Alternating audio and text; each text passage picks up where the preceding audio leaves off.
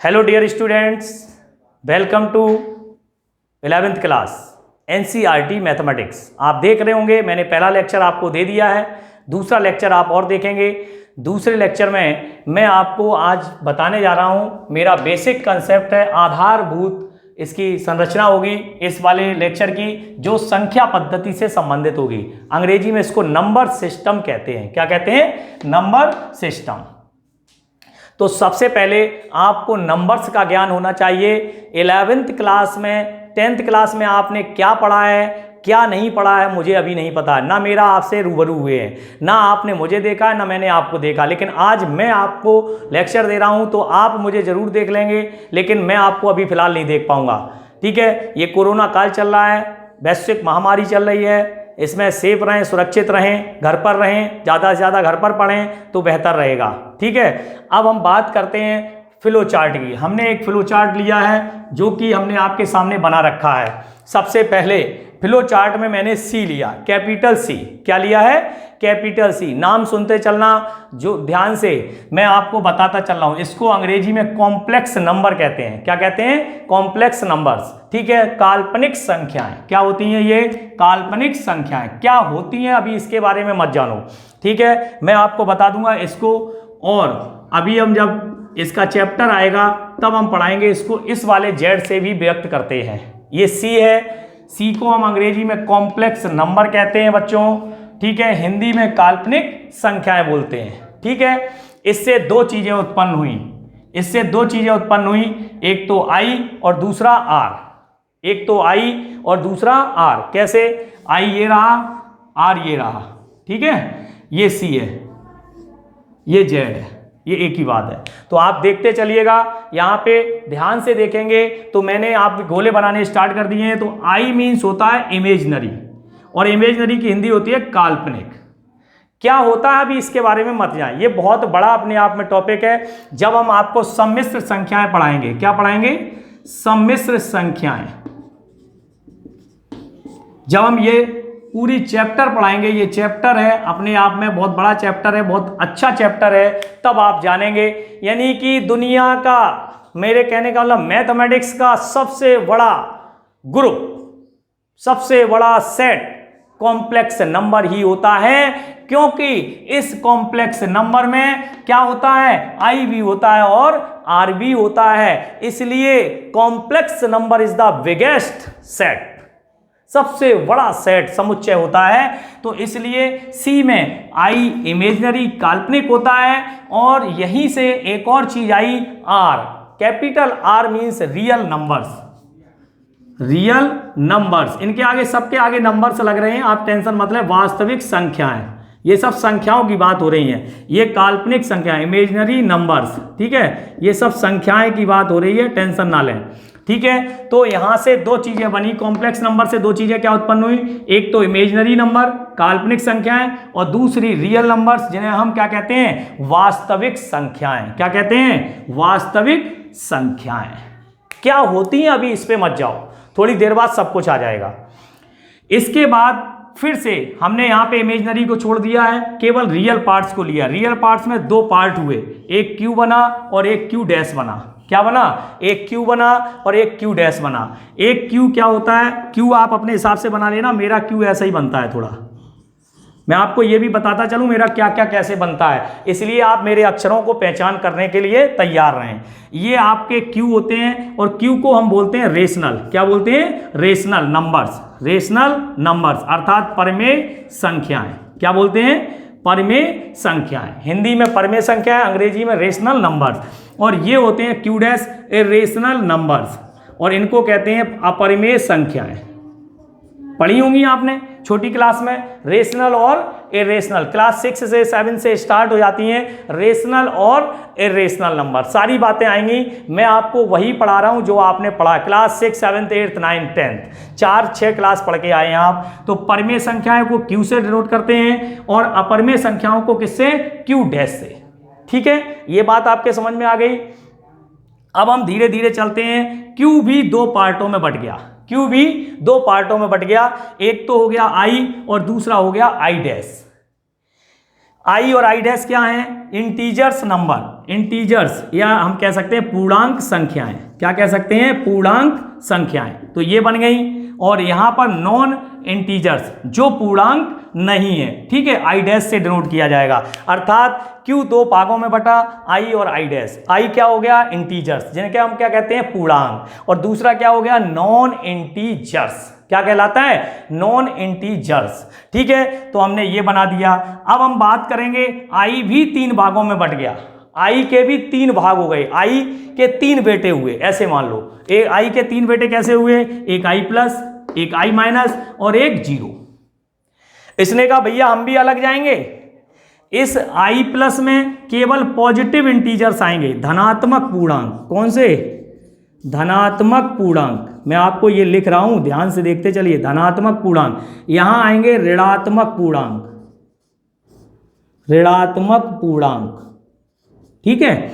और जीरो तो शून्य है ही, ये तो शून्य लिखा ही हुआ है, तो इसकी कोई दिक्कत ही नहीं है। तो यहां पर आई प्लस बना। क्या बना? आई प्लस। आई प्लस को अंग्रेजी में पॉजिटिव इंटीजर्स कहते हैं, हिंदी में धनात्मक पूर्णांक कहेंगे। यहां आई माइनस, आई माइनस का मतलब हो गया ऋणात्मक पूर्णांक।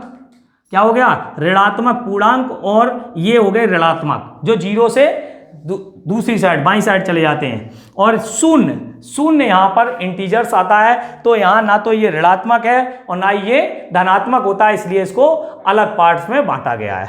तो ये तो रहा मेरा फ्लो चार्ट। अगर किसी बच्चे को दिक्कत हो तो वो पूछ सकता है। अब मैं बात करूंगा, इनको जो मैंने लिखा है उनको यहां थोड़ा सा बताने का प्रयास कर रहा हूं, वो समझने का प्रयास करें। सबसे पहले बात आती है नेचुरल नंबर्स। अंग्रेजी में हम नेचुरल नंबर्स को अंग्रेजी में कहते हैं और हिंदी में कहते हैं प्राकृत संख्याएं। इसको डिनोट करते हैं कैपिटल एन से। ये जान लें, ये बहुत इंपॉर्टेंट चीज है कि किसको किससे डिनोट किया जाएगा। ये सब नाम मैंने यहां भी लिखे हैं। तो सबसे पहले हमने लिखा प्राकृत संख्या, और आपने देखा प्राकृत संख्याएं कहां से स्टार्ट होती हैं? 1 से। 1 2 3 4 5 डॉट डॉट डॉट डॉट अनंत, इनफिनाइट से खत्म होती हैं। अर्थात हमने ये कहा कि नेचुरल नंबर n से तो डिनोट किया जाता है और स्टार्टिंग होती है 1 से, 1 2 3 4 5 6 एंड सो ऑन, अनंत तक। दूसरा आया, अरे भैया हम कहाँ रह गए, हम कहाँ रह गए? जीरो बोला, भैया हमें भी तो शामिल करो। जैसे ही किसी नेचुरल नंबर में जीरो को शामिल कर देते हैं तो वो पूर्ण संख्याएं बन जाती हैं। कौन सी संख्याएं बन जाती हैं? Whole number. क्या बन जाती है? Whole number. और होल नंबर को हम कहाँ किससे स्टार्ट करते हैं? W से। किससे डिनोट करते हैं? W से। तो W बराबर हो गया 0 1 2 3 and so on, and so on. तो हमने ये भी बना दिया। अब बात आती है तीसरे की। ये तीसरा नंबर आया, तीसरा नंबर आया इंटीजर्स नंबर, अर्थात पूर्णांक संख्याएं।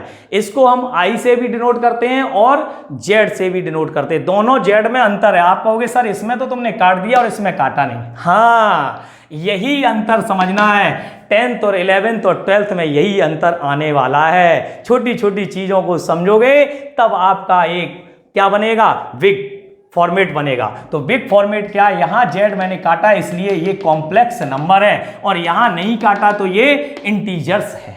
क्या है? और वैसे तो आपको पता है ABCD dash dash Z, Z जू मीन्स चिड़ियाघर, लेकिन यहां चिड़ियाघर नहीं पढ़ना है। यहां हमें क्या पढ़ना है? पूर्णांक संख्याएं, इंटीजर्स नंबर्स। तो ये इंटीजर्स नंबर हो गई। अब हम बताते हैं इंटीजर्स को किस तरीके से संख्या रेखा पर। ये हमारी संख्या रेखा है, नंबर लाइन। क्या बोलते हैं? Number line. तो नंबर लाइन पे हम करेंगे डिस्कस। तो नंबर लाइन स्टार्ट हो गया 0 से। कहां से स्टार्ट हुआ? 0 से। 0 को हमने यहां रखा 1 2 3 एंड अनंत तक। प्लस अनंत तक जो जाती हैं, जो इधर की होती हैं वो पॉजिटिव इंटीजर्स होते हैं। जो 0 से इधर को होते हैं वो क्या होते हैं? नेगेटिव इंटीजर्स होते हैं। क्या होते हैं? नेगेटिव। -1 -2 माइनस अनंत तक ये नेगेटिव इंटीजर्स होते हैं। और 0 तो ऑलरेडी पूर्ण तरीके से पूर्णांक वहां पे होता है, लेकिन नेगेटिव पॉजिटिव नहीं होता है। ये बात आप ध्यान रखो। ये नेक्स्ट हमने लिखा है 0 ना तो धनात्मक पूर्णांक और ना ही ऋणात्मक पूर्णांक में आता है। आज से आप जान लें, आपने क्या पढ़ा, मैंने पहले ही कह दिया था, मुझे आपके 10th से कोई वैसा लेना देना नहीं है जो आपने पढ़ा है। मैं जो पढ़ा रहा हूं उसको आप ध्यान से देखें, क्योंकि आपकी बहुत सारी कंफ्यूजिंग आज से दूर हो जाएगी। आप पूछने मन में आपके अगर कोई प्रश्न हो तो हमसे अवश्य पूछना, लेकिन मैं जो बता रहा हूं उसको आपको ध्यान से पढ़ना है। आपने क्या पढ़ा मैं आपके उस पर जा ही नहीं रहा हूं। तो 0 ना तो धनात्मक पूर्णांक है और ना ही ऋणात्मक पूर्णांक है। आज से ये बात गांठ बांध लेंगे आप। अब बात आती है non negative integers. Non negative integers, इसमें नॉन भी लिखा है, नेगेटिव भी लिखा है और इंटीजर्स भी लिखा है। तो इस पूरे की हिंदी होती है धनेत्तर। क्या होती है? जो ऋणात्मक ना हो। नॉन मीन्स जो ऋणात्मक, नेगेटिव, नॉन नेगेटिव, जो ऋणात्मक ना हो, अर्थात कैसे हो? धनात्मक हो, तो क्या कहलाते हैं? धनेत्तर। क्या कहलाते हैं? नॉन नेगेटिव, गलत तो नहीं लिख रहा हूं मैं, देख लेता हूं। नॉन नेगेटिव इंटीजर धनेत्तर हो गया, ठीक है। नॉन नेगेटिव का मतलब धनेत्तर। तो धनेत्तर क्या हो गई? 0 1 2 3 4 जो नॉन नेगेटिव इंटीजर हो, ठीक है। और नॉन पॉजिटिव, नॉन पॉजिटिव का मतलब होता है ऋणोत्तर। नॉन पॉजिटिव का मतलब क्या होता है? ऋणोत्तर। क्या होता है? ऋणोत्तर, अर्थात जो धनात्मक ना हो, ये ऋणोत्तर हो गए। माइनस 0 से स्टार्ट इधर हो गए, माइनस अनंत, माइनस जो भी लिखना है, -3 -2 -1, तो ये धनेत्तर हो गए और ये ऋणोत्तर हो गए, ठीक है। एक शून्येतर और होता है जो शून्य से परे हो, ठीक है, वो नॉन जीरो बोलते हैं, उसको नॉन जीरो बोलते हैं। नॉन जीरो, शून्येतर, ठीक है। हाँ, तो यहां पर आपने देखा कि non negative integer, non positive integer और नॉन जीरो, ये भी होता है। इसके बाद आता है चौथा पार्ट। चौथा पार्ट क्या है? Rational numbers. क्या आता है? Rational number. रेशनल नंबर को हमने अभी बताया था किससे डिनोट करते हैं? क्यू से। किससे डिनोट करते हैं? क्यू से। तो क्यू, इनको हम क्या कहते हैं? परिमेय संख्याएं। क्या कहते हैं? परिमेय संख्याएं।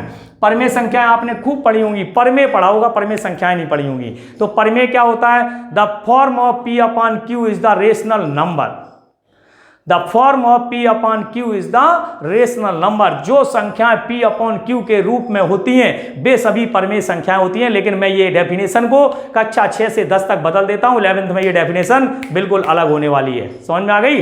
हाँ, यही तो खासियत है 11th को। आप देखेंगे P upon Q such that. Such that का मतलब होता है जहां पर। क्या लिखा हुआ है?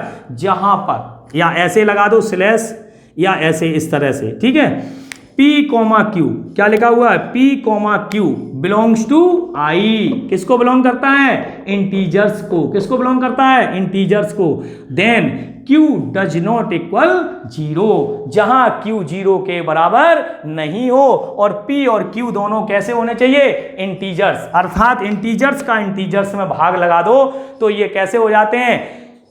परिमेय संख्याएं बन जाती हैं। कैसी संख्याएं हो जाती हैं? रेशनल नंबर, ठीक है। अब हम 2 मिनट और लेंगे आपके इस पीरियड में। तो अब आप देखेंगे हमने एग्जाम्पल लिए। आज आपको हम ये सिखा देंगे कि रियल में क्या होता है। हमने वहां पे क्या करते थे? जिसका जैसे हमने 10/5 लिख दिया, 2 आ गया, परिमेय संख्या हो गई। हमने 2/3 लिख दिया, परिमेय संख्या हो गई। हमने 4/6 लिख दिया, परिमेय संख्या हो गई। चाहे वो कटे ना कटे, सबरी परिमेय संख्या हो गई। जो P/Q के रूप में, वो सभी सारे नेचुरल नंबर हैं, इनके नीचे लगा दो सबके बटे 1, ये सब परिमेय संख्याएं हो गई, ऐसे कह देते हैं। लेकिन सुन लो मेरी बात आज कान खोल के। आज आपको हम जो बताने जा रहे हैं वो पते की बात है, 10th में कभी नहीं सीखी होगी और ना बताई गई होगी। मैं बता रहा हूं 2/3 में अगर हम भाग देते हैं तो क्या आता है? 0.666666 आएगा। देखो 3 संग 18, 3 संग 18, 3 संग 18, 3 संग 18, 3 संग 18, 3 संग 18 आता रहेगा, आता रहेगा। तो अभी देखते चलना, 3/2 लिख दिया। आपके हिसाब से तो परिमेय संख्या है P/Q के रूप में। भाई ये इंटीजर, ये इंटीजर, ये इंटीजर, ये इंटीजर, क्या दिक्कत? तो ये आ गया 1.5, ये 5/1, ये आ गया 5.0, ये भी इंटीजर ही थे दोनों। अब हमें यह बताना है कि ये परिमेय संख्याएं हैं या नहीं है। हमें कैसे पता लगेगा? देखिए ध्यान से, या तो ये रिपीट हो, आपको मैं इसमें नोट लिखाऊंगा, कल लिखाऊंगा, आज नहीं। या तो ये रिपीट हो, यदि दशमलव के बाद दशमलव के बाद के अंक लगातार रिपीट होते जा रहे हैं, रिपीट होते जा रहे हैं, रिपीट होते जा रहे हैं, रिपीट होते जा रहे हैं, रिपीट होते जा रहे हैं, रिपीट होते, अर्थात रिपीटिंग टर्म अनंत बार भी आ जाए तो हम इसको क्या कहेंगे, रेशनल नंबर है। क्या कहेंगे, रेशनल नंबर है। अगर कोई दशमलव के बाद में टर्म समाप्त हो जाए, दशमलव के बाद में पूरा पूरा भाग चला जाए तो 3/2 इज द 1.5, अर्थात दशमलव के बाद संख्या क्या हुई, समाप्त हो गई। देखो ध्यान से, समाप्त हो गई, अर्थात यहां पर कोई संख्या रिपीट भी नहीं हो रही है, तो इसका मतलब ये भी रेशनल नंबर है, पूरा पूरा कट जाए। 5 में 1 का भाग देंगे तो ये भी आप देखिए 0.0, इसका मतलब कोई होता ही नहीं, महत्व ही नहीं है, इसका मतलब क्या हो गया, संख्या में पूरा पूरा भाग चला गया। तो देन हम क्या लिख सकते हैं, ये कैसी संख्याएं हैं, परमेय संख्याएं। कैसी संख्याएं, मैंने आपको जो बात बताई है वो बहुत पते की बताई है। अब तक आप केवल P/Q देख के बता देते थे कि हमने लिख दिया 10/3 = जो भी है, हमने लिख दिया कि हम सब परमेय संख्या, क्यों, इंटीजर बटे इंटीजर लिख रहा है इसलिए P/Q, P और Q क्या है, इंटीजर्स हैं। अब बात करते हैं n 22/7, सबसे बड़ा लोचा है 22/7 का। 22/7 क्या है बेटा, 22/7 अपने आप में बहुत बड़ी बात है। 22/7 आपने पढ़ा होगा, क्या पढ़ा होगा, 22/7 में आपको पढ़ाया जाता है पाई का मान। किसका मान, पाई का, जबकि पाई 22/7 के बराबर कभी भी नहीं होता, ये मैं सिद्ध करके बताऊंगा, आप टेंशन मत लो। आज के बाद आप सीख जाओगे पाई बराबर 22/7 नहीं होता है, होता है लेकिन ये इक्वल ना होकर के सम इक्वल माना जाता है, इसको हम बराबर नहीं कहेंगे, ठीक है। पाई का मान 22/7 नहीं होता है, ठीक है ना, 3.14 होता है। अब आप देखिएगा ध्यान से क्या करने जा रहा हूं मैं, तो यहां पर 22/7 में जब हमने डिवाइड किया, तो जब डिवाइड किया तो ये आता है 3.142857 लगभग, ठीक है। जब हमने डिवाइड किया, डिवाइड देना शुरू किया, अरे हाफ गए, देते देते देते देते देते देते भैया ये आ गया 3.142857। तो इसका मतलब क्या हुआ, ना तो ये नॉन रिपीटिंग है, NRNT का मतलब समझते हो, NRNT का मतलब ना नॉट रिपीटिंग नॉट टर्मिनेटिंग, ना तो ये खत्म हो रहा है, टर्मिनेटिंग मीन्स होता है समाप्त, रिपीट मीन्स होता है पुनरावृत्ति होना, तो ना तो ये रिपीट हो रहा है ऐसे, दशमलव के बाद देखिए 142857 ऐसी संख्या आ गई, ना तो ये रिपीट कर रहा है और ना ये समाप्त हो रहा है। अभी और भी भाग चला जाएगा, अभी पता नहीं है आगे कितना, ये तो मैंने लिखे हैं 1 2 3 4 5 6 अंक तो मैंने लिख दिए हैं, आगे और जाएगा, समाप्त नहीं हुआ। तो कहने का मतलब है इसको हम नॉन रिपीटिंग नॉन टर्मिनेटिंग बोलते हैं, अर्थात जब दशमलव के बाद कोई संख्या या तो पूर्णता ना कटे या वो रिपीट ना करे तो ऐसी संख्याएं क्या कहलाती हैं, अब परमेय संख्याएं नहीं होंगी। कैसी संख्याएं नहीं होंगी, वो परमेय संख्याएं नहीं कहलाएंगी, अर्थात हम इसको कह सकते हैं ये non repeating and non terminating है, इसलिए ये परमेय संख्या में नहीं आता है। इसीलिए आपने देखा हो पाई और ई, पाई और ई का मतलब पाई एंड ई, ये दोनों कैसी होती हैं, इरेशनल होती हैं। कैसी होती हैं, इस पे चर्चा करेंगे बच्चों। बिल्कुल, आज मैंने जो उदाहरण दिए, जो मैंने ग्राफ बताया, जो मैंने फ्लो चार्ट बताया, वो मैं समझता हूं कि आपकी समझ में बैठ गया होगा।